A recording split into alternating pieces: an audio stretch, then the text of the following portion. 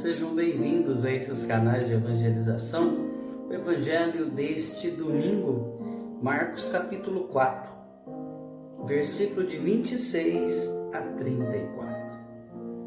Dizia também: o reino de Deus é como um homem que lança semente à terra.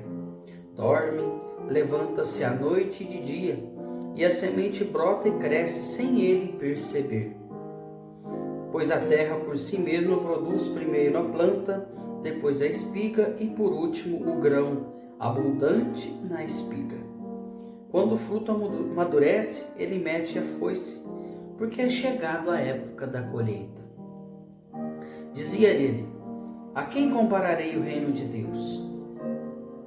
Ou com que parábola o representaremos? É como o grão de mostarda que, quando é semeado, é a menor de todas as sementes, mas depois de semeada cresce e torna-se a maior de todas as hortaliças, que as aves do céu podem abrigar-se à sua sombra. Era por meio de numerosas parábolas desse gênero que ele anunciava a palavra, conforme eram capazes de compreender, e não lhe falava a não ser em parábolas. A sós, porém, explicava tudo aos seus discípulos. Palavra da salvação, glória a vós, Senhor.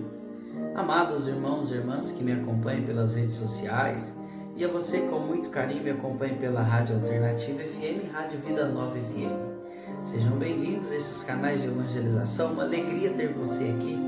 Quero mandar um grande abraço para o Gabriel, que hoje está apresentando o programa, Caminhando com Jesus, aqui pela Rádio Vida Nova. Deus abençoe todos vocês, Gabriel, e toda a sua família.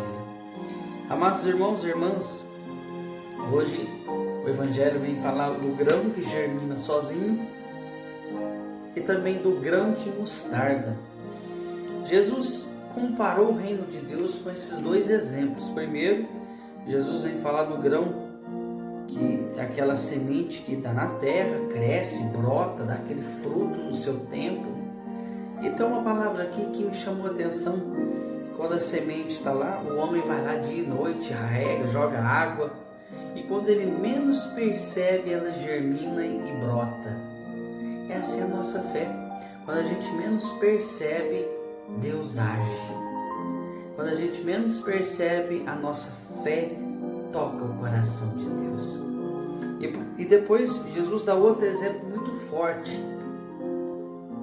Quando aquela semente germina, cresce aquela folha, aquela árvore, aquela planta, é como aquela planta que está no vaso, Coisa mais linda, aquela roseira, que é preciso você cortar aqueles galinhos que está nascendo agora, para que possa dar frutos.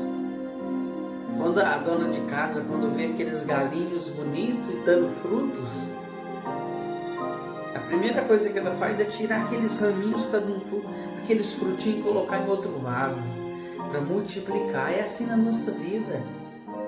Às vezes Jesus vem com a tesoura, e vem nos podando para que a gente possa dar mais frutos. Como assim Jesus vem? Isso, Jesus vem nos podando, tirando aquilo que Ele tem certeza que iremos fazer melhor, tirando os nossos vícios, tirando o nosso pecado, para que a gente possa produzir fruto e mais frutos ainda. E Jesus depois dá um exemplo do grão de mostarda. Olha só, você já viu um grão de mostarda? É um grão pititinho assim, que você põe na palma da mão, e tem gente que não consegue nem enxergar de tão pequeno é. E aquele grão de mostarda pequenininho se torna uma grande hortaliça quando germinada, ao ponto dos pássaros fazerem ninho nos seus ramos. Olha outro exemplo que Jesus deu do reino de Deus. Ao olho nu você não vê, é uma coisa pequena, mas quando germinada se torna uma grande hortaliça. Olha a nossa fé. Olha, a nossa fé pode nos levar na eternidade.